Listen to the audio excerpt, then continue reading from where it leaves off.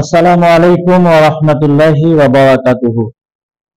ইন্নাল হামদালিল্লাহি কাফা ওয়া সালামুন আলা ইবাদিহিল্লাযীনা ইসতাফা। আম্মা বা'দ, ফাকাদ ক্বালা আল্লাহু সুবহানাহু ওয়া তাআলা, আউযু বিল্লাহি মিনাশ শাইতানির রাজীম, বিসমিল্লাহির রাহমানির রাহিম। ইন্নাস সালাতা কানাত আলাল মুমিনিনা কিতাবাম মাওকুতা। عن انس رضي الله تعالى عنه ان النبي صلى الله عليه وسلم قال اقيموا الصفوف فاني اراكم خلف ظهري صدق الله العظيم وصدق رسوله النبي الكريم ونحن على ذلك لمن الشاهدين والشاكرين والحمد لله رب العالمين। আল্লাহ সুবহানাহু ওয়া তাআলার অশেষ দয়া এবং মেহেরবানি, যিনি আমাদেরকে সমস্ত কাজকর্ম থেকে ফারিগ করিয়ে একটি নামাজ ও দোয়া প্রশিক্ষণ কেন্দ্রে আমাদেরকে আসার এবং বসার তৌফিক এনায়েত করেছেন। এই জন্য আল্লাহ পাকের প্রশংসা করি, আলহামদুলিল্লাহ। পরে পরে নবী পাকের উপরে অসংখ্য শান্তি ধারা বর্ষিত হোক। সবাই পড়ি সাল্লাল্লাহু আলাইহি ওয়াসাল্লাম। সম্মানিত মুসল্লিয়ানে কিরাম, নামাজ হলো আল্লাহ সুবহানাহু ওয়া তাআলার শ্রেষ্ঠ হুকুম। আল্লাহ তাবারক ওয়া তাআলা প্রত্যেকটি মানুষের উপরে 5 ওয়াক্ত নামাজ ফরজ করে দিয়েছেন। এই নামাজের কিছু নিয়ম কানুন, কিছু নিয়ম প্রণালী আছে। নবীজি সাল্লাল্লাহু আলাইহি ওয়াসাল্লামের দেখানো রাস্তা মোতাবেক আমাদেরকে নামাজ পড়তে হবে। আল্লাহ নবী সাল্লাল্লাহু আলাইহি ওয়াসাল্লাম হাদিসে পাকের মধ্যে ঘোষণা করেছেন, সাল্লু কামা রাআইতুমুনি উসাল্লি। নবীজি বলেন, তোমরা সেভাবে নামাজ পড়ো যেভাবে আমাকে নামাজ পড়তে দেখেছো। এখন আমরা তো রাসূলুল্লাহকে নামাজ পড়তে কেউ দেখিনি, রাসূলুল্লাহকে আমরা কেউ দেখিনি। আমরা কিভাবে নামাজ পড়ব? কোরআন এবং সুন্নাহ যেভাবে আমাদেরকে নামাজ পড়তে আদেশ করে সেভাবে আমাদেরকে নামাজ পড়তে হবে। কোরআন সুন্নাহর আলোকেই আমাদের নামাজটা হতে হবে। কোরআন সুন্নাহর আলোকে যদি আমাদের নামাজ না হয়, তাহলে কিন্তু সেই নামাজ রাসূলুল্লাহর তরিকায় পড়বে না। আর রাসূলুল্লাহর তরিকায় যদি নামাজ না হয়, তাহলে সেই নামাজ আমাদের কোনো লাভ হবে না, সেই নামাজ আমাদের কোনো লাভবান হবে না।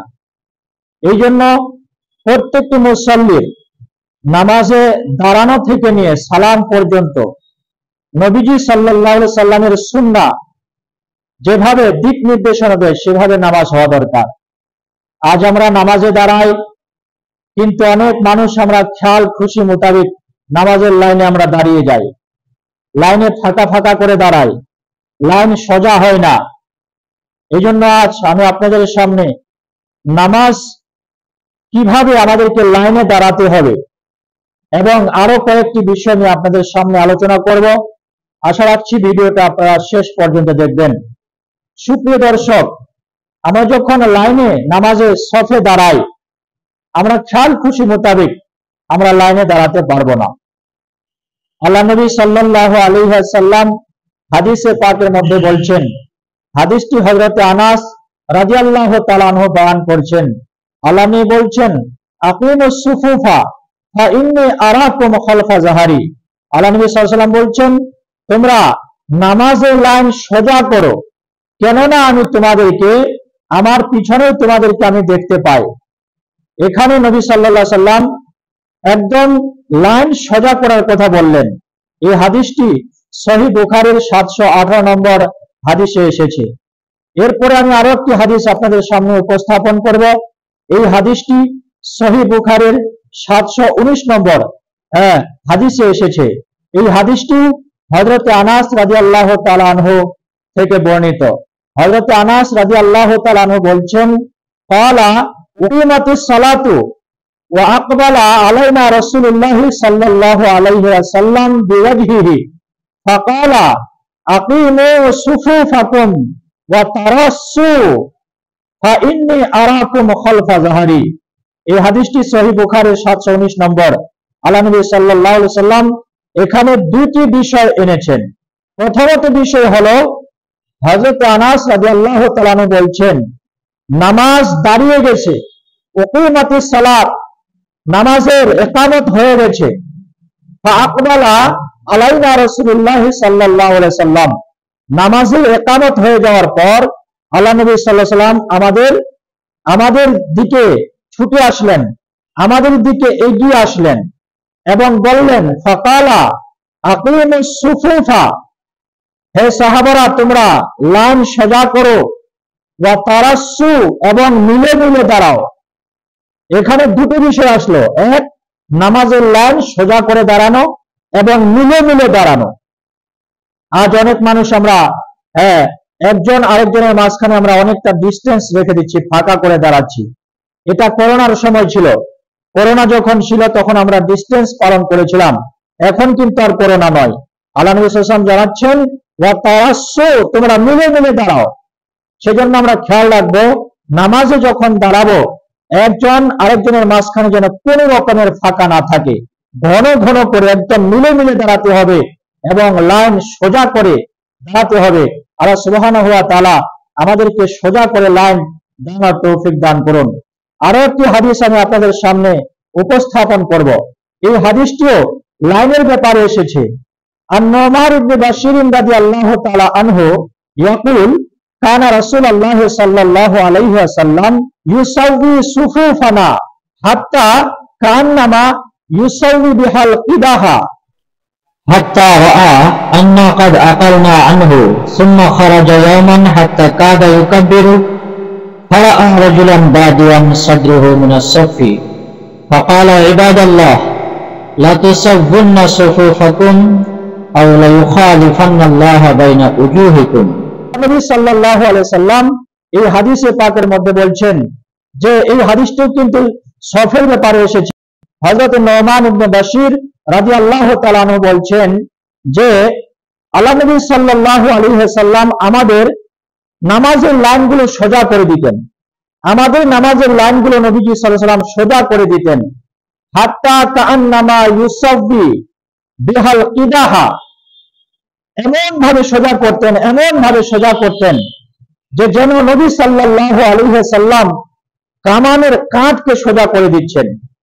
আর এতক্ষণ পর্যন্ত সোজা করে দিচ্ছেন যে আমরা পুরোপুরি বিষয়টা যতক্ষণ পর্যন্ত না জেনে যাই। অর্থাৎ নবীজি সাল্লাল্লাহু আলাইহি সাল্লাম নামাজের লাইন সোজা করার গুরুত্ব দিয়ে আমাদের সবগুলো, আমাদের কাতারগুলো সোজা করে দিচ্ছেন, এমন করে সোজা করে দিচ্ছেন যেন তিনি একটা কামানের কাঁধকে সোজা করে দিচ্ছেন। একদিনের ঘটনা, সুম্মা খারাজা ইয়াওমান হাত্তা ইউকাব্বিরু ফারাআ রাজুলান বাদিয়ান। একদিনের ঘটনা, একজন সাহাবা নামাজে দাঁড়িয়ে ছিল, তার সিনাটা নামাজের লাইনের বাইরে ছিল, অর্থাৎ নামাজের লাইনে তিনি একটু এগিয়ে এসেছিলেন। আল্লাহ নবী সাল্লাল্লাহু আলাইহি ওয়াসাল্লাম তাকে বললেন, ফাকালা ইবাদাল্লাহ, হে আল্লাহর বান্দা, হে আল্লাহর বান্দা, লা ইউসাব্বুন্না সুফুফাকুম, তোমরা তোমাদের লাইনটাকে অবশ্যই অবশ্যই সোজা করো, নামাজের লাইনটা অবশ্যই অবশ্যই সোজা করবে। যদি তোমরা সোজা না করো, আও লা ইউখালিফান্নাল্লাহা বাইনা উজুহিকুম, তাহলে আল্লাহ তাবারক ওয়া তাআলা তোমাদের মাঝখানে মতভেদ আর মতানৈক্য সৃষ্টি করে দিবেন। তাহলে এই তিনটা হাদিসের দ্বারা আমরা বুঝতে পারলাম যে নামাজের লাইন সোজা করে দাঁড়ানোটা কত বড় একটা ভূমিকা রাখছে। এই হাদিসটি সহিহ মুসলিম শরীফের 865 নম্বরে এসেছে। এই তিনটা হাদিস একাধারে লাইন সোজা রাখার ব্যাপারে এসেছে। তো আমরা নামাজে যখন দাঁড়াবো, প্রথমত কাজ হবে নামাজের লাইনটা যেন আমাদের সোজা হয়। নামাজের লাইন সোজা হয়ে গেল, আমরা যখন তাকবীরে তাহরিমা বাঁধবো, এই তাকবীরে তাহরিমা বাঁধার সময় আমাদের হাতটা কতদূর পর্যন্ত উঠবে। অনেকে তো নামাজে যখন তাহরিমার তাকবীর বলে তখন এভাবে হাত ধরে কান ধরে। আল্লাহ আপনাকে কান ধরতে কিন্তু বলেনি, কান ধরতে হবে না, কতটা তুলতে হবে আর কতটা না তুলতে হবে আসুন হাদিসের আলোকে আমি আপনাদেরকে জানার চেষ্টা করছি। আর আব্দুল জব্বার ইবনে ওয়াইল আন আবিহি আন্নাহু আবসারা নবী সাল্লাল্লাহু আলাইহি ওয়াসাল্লাম হিনা কামা ইলা সালাতি রাফা ইয়াদাইহি হাত্তা কানাতা বিহিয়ালি মানকাবাইহি ওয়া হাযা বিইবহামাইহি উযুনাইহি সুম্মা কাব্বারা। এই হাদিসটি আবু দাউদ শরীফের 728 নম্বর হাদিসে এসেছে। এখানে নবী সাল্লাল্লাহু আলাইহি সাল্লাম বলছেন, এখানে নবী সাল্লাল্লাহু আলাইহি সাল্লামের হাদিস বয়ান করছেন আব্দুল জব্বার ইবনে ওয়াইল, তার বাবার কাছ থেকে এই হাদিসটি বয়ান করছেন। তিনি কি বলছেন? তিনি বলছেন হিনা কামা ইলা সালাতি, আল্লাহ নবী সাল্লাল্লাহু আলাইহি সাল্লাম যখন নামাজে দাঁড়াতেন, রাফা ইয়াদাইহি, আল্লাহ নবী সাল্লাল্লাহু আলাইহি সাল্লাম হাত উত্তোলন করতেন, হাতটা উঠাতেন। কতটা উঠাতেন?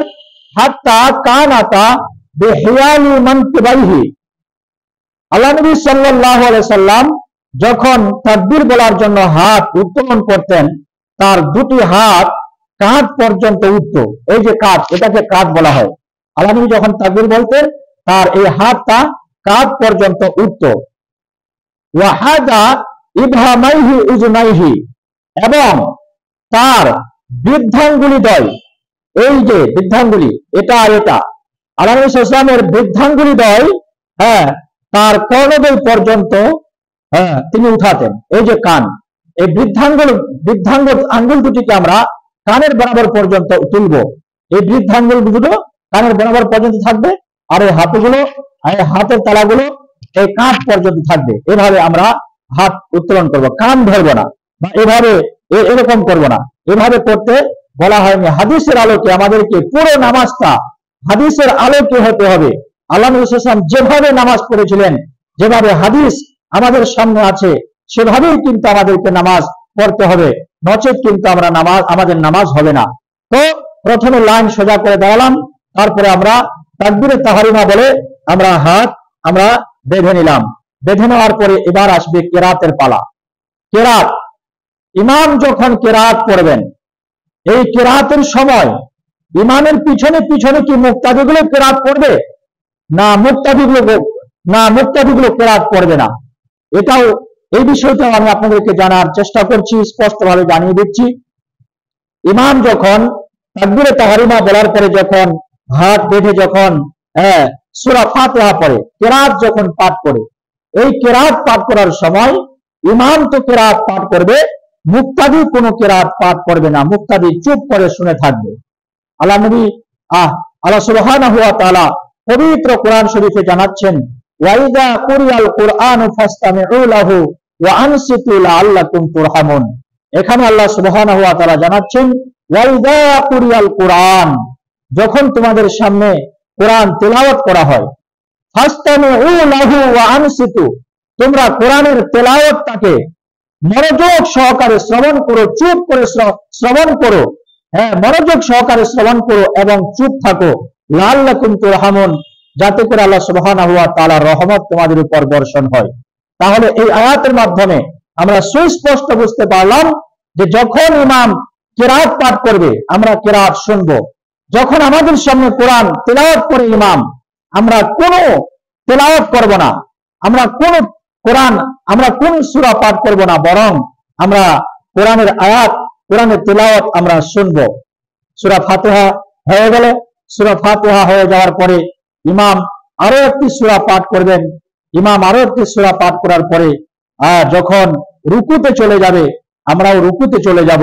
রুকুতে যাওয়ার পরে আমরা সেখানে তাসবিহ যেটা আমাদেরকে পড়তে হয়, সেই তাসবিহ আমরা সবাই পড়ব, সুবহানা রাব্বিয়াল আযীম, সুবহানা রাব্বিয়াল আযীম, সুবহানা রাব্বিয়াল আযীম। এখান থেকে ইমাম যখন আল্লাহু আকবার বলে মাথা তুলবেন, সেখানে দাঁড়িয়ে আমাদেরকে বলতে হবে রব্বানা লাকাল হামদ, অর্থাৎ পুরোপুরি নামাজটা আমাদের সুন্নাহ মোতাবেক হতে হবে। সুন্নাহ মোতাবেক যদি নামাজ আমাদের না হয়, তাহলে কিন্তু সেই নামাজ আমাদের গ্রহণযোগ্য হবে না। আল্লাহ নবী সাল্লাল্লাহু আলাইহি সাল্লাম মসজিদে নববীতে বসে আছেন, এক সাহাবা নামাজ পড়ছে, নামাজ শেষ করার পরে চলে যাচ্ছিল। আল্লাহ নবী সাল্লাল্লাহু আলাইহি ওয়াসাল্লাম তাকে ডাকলেন, এই সাহাবা এখানে আসো, এখানে আসো। সাহাবা যখন আল্লাহ নবীর কাছে আসলেন, আল্লাহ নবী জিজ্ঞাসা করছে, তুমি কি করছিলে? সাহাবা বললেন, আমি নামাজ পড়ছিলাম। আল্লাহ নবী সাল্লাল্লাহু আলাইহি ওয়াসাল্লাম বললেন, ইরজি ফাসাল্লি ইন্নাকা লা তুসাল্লি, তুমি ফিরে যাও, নামাজ পড়ো, কারণ তুমি নামাজ পড়োনি। লোকটা চলে গেল, নামাজ পড়লো, নামাজ পড়ে চলে যাচ্ছিল, আবার তাকে ডাকা হলো, এখানে এসো। যখন আসলো তাকে বলা হলো, কি করছিলে? ইয়া রাসূলুল্লাহ, নামাজ পড়ছিলাম। আল্লাহ বলছেন, ইরজি ফাসাল্লি ইন্নাকা লা তুসাল্লি, তুমি ফিরে যাও, নামাজ পড়ো, কারণ তুমি নামাজ পড়োনি। সাহাবাটা আবার চলে গেল, নামাজ পড়লো, নামাজ পড়ে চলে যাচ্ছে, আবার তাকে ডাকা হলো, কি করছিলে? বলছে, আমি নামাজ পড়ছিলাম। আল্লাহ বলছে, ফিরে যাও, নামাজ পড়ো, কারণ তুমি নামাজ পড়োনি। তারপরে সাহাবাটা বুঝতে পারলেন, অনুতপ্ত হলেন যে আমার নামাজ মনে হয় নামাজ হয়নি। তারপরে বলছেন, ইয়া রাসূলুল্লাহ, আমাকে শিখিয়ে দিন কিভাবে নামাজ আদায় করতে হয়। তারপরে নবীজি সাল্লাল্লাহু আলাইহি ওয়াসাল্লাম পূর্ণাঙ্গ নামাজ তাকে শিখিয়ে দিয়েছিলেন। তাহলে এই হাদিসের আলোকে আমরা বুঝতে পারি এটা, যে নামাজ যদি আমাদের সঠিক না হয়, তাহলে মনে করতে হবে নামাজ আমরা পড়লামই না। আল্লাহ কি বলছেন? তুমি ফিরে যাও, তুমি নামাজ পড়োনি, এটা বললেন না যে তোমার নামাজ হয়নি। তাহলে এই হাদিস থেকে আমরা বুঝতে পারি যে নামাজ কত মনোযোগ সহকারে এবং কত নিয়ম কানুন মোতাবেক, কত নিয়ম শৃঙ্খলা বদ্ধভাবে আমাদেরকে নামাজ পড়তে হবে, এই হাদিসের আলোকে আমরা বুঝতে পারি। তাই আল্লাহ তাবারক ওয়া তাআলা আমাদের সবাইকে আল্লাহ নবী সাল্লাল্লাহু আলাইহি ওয়াসাল্লামের সুন্নাহ মোতাবেক নামাজ পড়ার তৌফিক দান করুন, এবং খুশু এবং খুজুর সাথে ধীরস্থির বজায় রেখে একাগ্রতা চিত্তে আমাদেরকে নামাজ পড়ার তৌফিক দান করুন।